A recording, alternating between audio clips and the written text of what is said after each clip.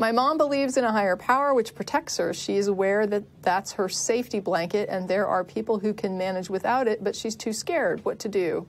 Wow. Wow. A lot of magical thinking, huh?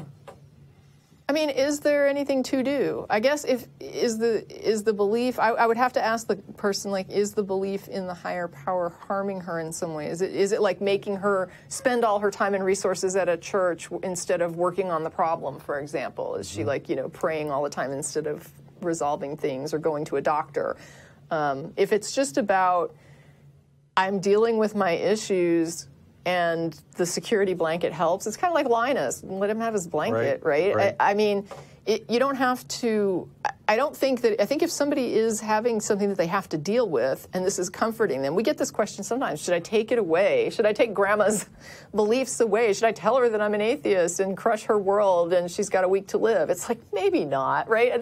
Sometimes you kind of have to look at these things and say. And everybody has their, I think everybody has their little things that they believe, and we're not all rational folks. Some of us more than others, some of us less than others, and it may not be your job, right, to change somebody else, right? Right. I mean, and like we were telling, it's like the cult person that we were talking about earlier. The idea that it may be that while they're struggling with something, if this makes them feel better, now might not be the time to have that conversation. Mm-hmm. Maybe have the conversation another day.